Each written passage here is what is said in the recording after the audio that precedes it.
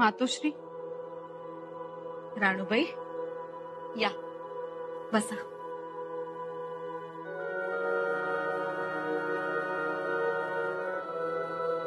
राणूबाई तुम्हीही नमस्कार करू. राणूबाई बोलायचं नाहीये का? कशासाठी बोलायचं आम्ही? काय हो असं अचानक काय? तुम्ही पूजा करत बसा आणि लोक राजकारण खेळत बसतात. आम्ही समजलो नाही. आम्ही काय म्हणतो मातोश्री, तुम्ही तुमच्या अधिकाराचा वापर का करत नाही? अधिकाराचा वापर? हो, आपण मातोश्री आहात, आपण महाराणी आहात ना? राणूबाई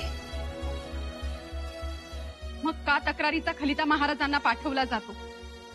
तुमच्या देखत राज सदरेची मोहर उठून थोरल्या मातोश्री स्वतःचा दस्तूर देऊन पाठवतो आणि तुम्ही त्यांना तो पाठवू देता का? अडवलं नाही तुम्ही त्यांना? अडवलं नाही? हो, खरं खोटं केल्याशिवाय, शहानिशा केल्याशिवाय खलिता जाऊच कसा दिला तुम्ही? पूर्ण एपिसोड पहा झी5 वर. सखूजी गायकवाड आपलं मेहुणं. तो विषय पुन्हा नको.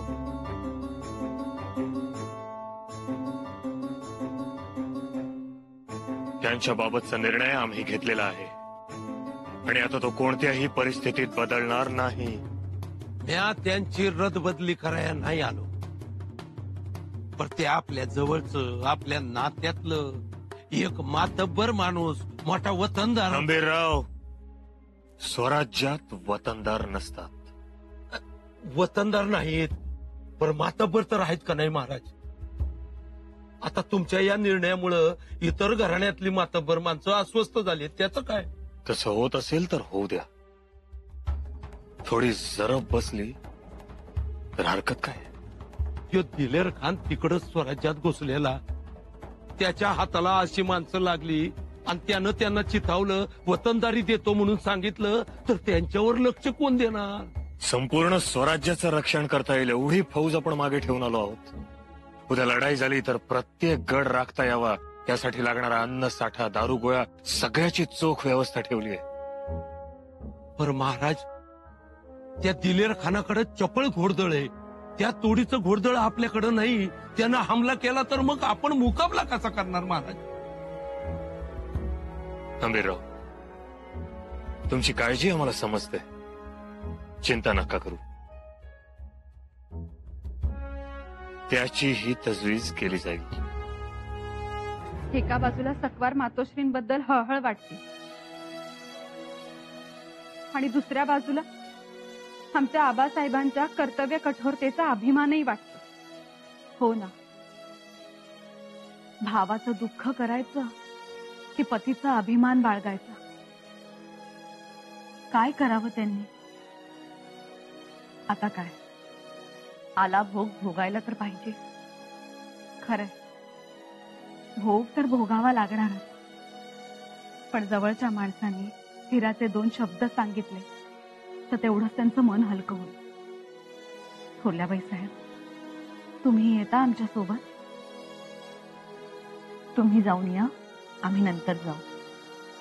आला असता तर तेवढीच समजी काढली असती.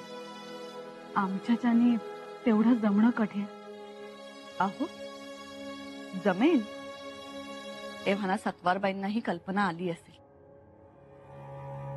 इथे प्रश्न आहे स्वराज्याच्या शिस्तीचा. जो कोणी शिस्त मोडेल, महाराज त्यांची गय करणार नाहीत, हे तर सर्वजणच जाणतात. एक गोष्ट बोलू का? बोला. महाराज जवळच्या नात्यातल्या माणसांची गय करत नाहीत हे माहीत असून ऐकीव माहितीवर तक्रारीचा खलिता पाठवला. का? खलिता पाठवला, परंतु ऐकीव माहितीवर नाही. दादासाहेबांशी तुमची समोरासमोर रुजवात झाली नाही, त्यांनी स्पष्टीकरणही दिले नाही. मग याचा अर्थ काय होतो? त्याचा अर्थ तुम्ही काय काढलात हे आम्हाला माहित नाही. परंतु आम्ही पाठवलेल्या खलित्यास शंभूराजे उत्तर देण्यास बांधील नाही असं म्हणत असतील तर आम्ही गप्प राहायचं? मातोश्री, अहो रागाच्या भरात त्यांनी तसा जबाब दिला असेल, पण मग लगेच तक्रार करायला हवी होती का? आम्ही जो निर्णय घेतलाय तो राणी साहेब म्हणून घेतलाय. पण तुम्ही मातोश्री आहात हे का विसरला? स्वराज्यात नाती नंतर येतात, आधी येतं ते कर्तव्य, स्वराज्य हित. राणूबाई, आणि राणूबाई, आम्ही खूप विचारांती हा तक्रार खलिता पाठवलाय. माफी असावी मातोश्री, पण तक्रार खलिता वाचून आबासाहेबांचा गैरसमज झाला आणि त्यांनी आमच्या दादासाहेबांना शिक्षा सुनावली तर? छत्रपतींनी आजवर असा एकही निर्णय घेतला नाहीये ज्यामुळे कोणावर अन्याय झाला असेल. आपण चिंता करू नये. अन्याय झाला म्हणून तर आमच्या दादासाहेबांना शृंगारपूरला जाऊन राहावं लागलं. आता या तक्रार खलित्यामुळे त्यांना आणखी किती खालच्या पायरीला जाऊन उभं राहावं लागेल हे आम्हाला माहित नाही. परंतु यापुढे ही राणू दादासाहेबांवर अन्याय होऊ देणार नाही. कुणाचा खलिता? शिवस्वरूप बाबांचा. मजकूर पाहिला आम्ही, पण काही लक्षात नाही आला आम्हाला. बघू. युवराज, खलिता खूप महत्वाचा आहे का? हो, महत्वाचाच आहे, म्हणून तर एवढी वाट पाहत होतो आम्ही. पण कोण हे शिवस्वरूप बाबा? नाही म्हणजे कोणी योगी आहेत का? नंतर सांगतो.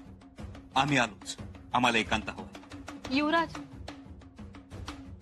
तुमच्या असं वागण्याचा आम्हाला काहीच अर्थबोध होत नाही. कोण आहेत हे बाबा?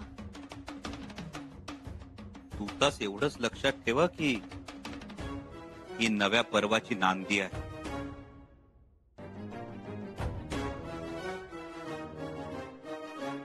शंभूराजे शृंगारपुरास गेल्यानंतर त्यांनी सारा वसुलीच्या बाबतीत सरकारी कामात हस्तक्षेप करून परस्पर निर्णय घेऊन सारा माफी दिली.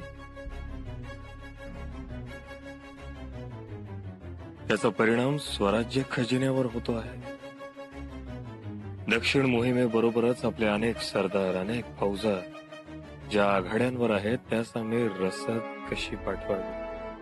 केलेले आदेश मागे घ्या म्हणून खलिते पाठवले तर त्यास उर्मट उत्तर दिली जात आहेत.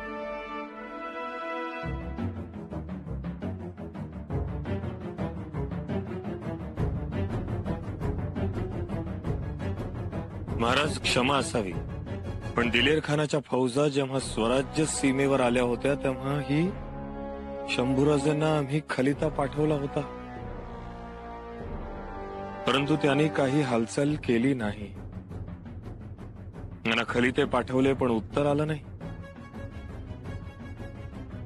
शंभूराजे येतील अशी अपेक्षा होती पण ते आले नाहीत. असे बेजबाबदार वर्तन स्वराज्याचे युवराज म्हणून योग्य आहे का?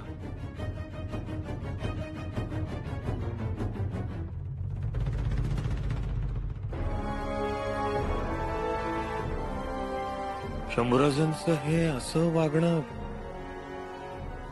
स्वराज्याच्या हिताला बाधा आणणार आहे.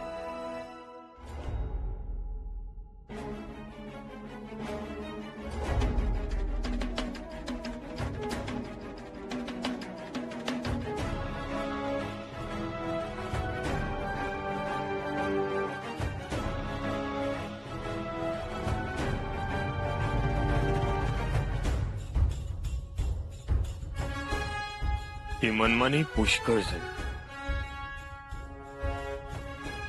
आता कान उघडणी केलीच पाहिजे.